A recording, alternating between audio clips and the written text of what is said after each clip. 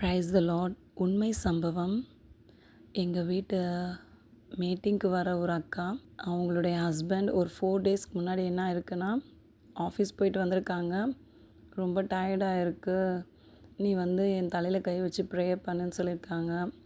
இவங்க அவங்க தலையில் கை வச்சு சிலுவை போட்டுட்டு ப்ரேயர் பண்ண ஆரம்பிச்சிருக்காங்க. அதுக்குள்ளே அவங்க வந்து அப்படியே கண்ணை மூடிட்டு சுய நினைவே இல்லாத மாதிரி ஆயிட்டாங்க. இந்த சகோதரி அவங்கள பார்த்துட்டு அவங்க அப்படியே அழ ஆரம்பிக்கல. அவங்க என்ன பண்ணாங்கன்னா, அந்நிய பாஷையில் தேவனோடு சஞ்சரிக்க ஆரம்பிச்சிட்டாங்க. அந்நிய பாஷையில் பேசிகிட்டே இருக்க ஆரம்பிச்சிட்டாங்க கண்ணை மூடிட்டு.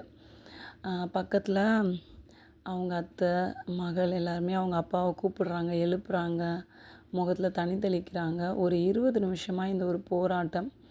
அந்த சிஸ்டர் 1/2 மணி நேரமாக அந்நிய பாஷை பேசிக்கிட்டே தான் இருந்தாங்க. தேவனோடு பேசிக்கிட்டே இருந்தாங்க. 1/2 மணி நேரம் கழித்து பார்த்தா ஏசப்பா அந்த சூழ்நிலையை மாற்றி போட்டாங்க. அவங்க வந்து எந்திரிச்சு உட்காந்து கண்ணை திறந்து பேச ஆரம்பிச்சிட்டாங்க. எப்படி ஒரு அதிசயம் பாருங்களேன். ஆம் பிரியமானவர்களே, ஏசப்பா உங்கள் உதடுகளில் இந்த அந்நிய பாஷை வரத்தை கொடுத்துருக்காங்க அப்படின்னா, நீங்கள் அமைதலாய் அதை வந்து பிரயோஜனப்படுத்தாமல் இருக்காதீங்க. நீங்கள் எப்போவுமே ஏசப்பாவை ஸ்தோத்திரம் ஸ்தோத்திரம் சொல்லி துதிங்க.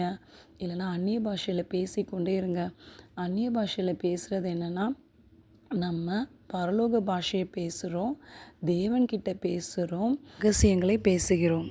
அது வந்து பிசாசுக்கு புரியவே புரியாது. தேவதூதர்களுடைய பாஷையில் இது பிசாசுக்கெலாம் புரியாது. ஸோ நீங்கள் வந்து அந்நிய பாஷையில் ஏசப்பாவை துதித்து கொண்டு ஓகேயா, நீங்கள் வந்து அந்நிய பாஷையிலே நீங்கள் பேசிகிட்டு இருக்கும்போது உங்களுக்குள்ளே இருக்கிற ஆவியானவர் தேவனுக்கு எல்லாவற்றையும் தெரியப்படுத்திடுவார். சரியா? ஸோ இதனால் உங்கள் வாழ்க்கையில் இருக்கிற போராட்டங்கள், பிரச்சனைகள் கூட சால்வ் ஆகும். சரியா?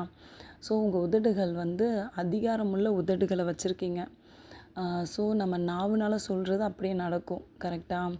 நம்மளுடைய நாவு வந்து நன்மையானவைகளை பேசினால் அதே மாதிரி நடக்கும். நம்ம வந்து யாரையாவது தீமையானவைகள் பேசிகிட்டு இருந்தோம், இல்லை சபிச்சோம் அப்படின்னாலும் அதே மாதிரி தான் நடக்கும். ஸோ நீங்கள் எந்த வேலை செஞ்சுட்டு இருந்தாலும் சரி தான், மனசுக்குள்ளே ஸ்தோத்திரம் சொல்லுங்கள். அப்படி நீங்கள் தனியாக இருந்தீங்கன்னா ஸ்தோத்திரம் சொல்லுங்கள், அந்நிய பாஷையில் பேசுங்க. சரியா?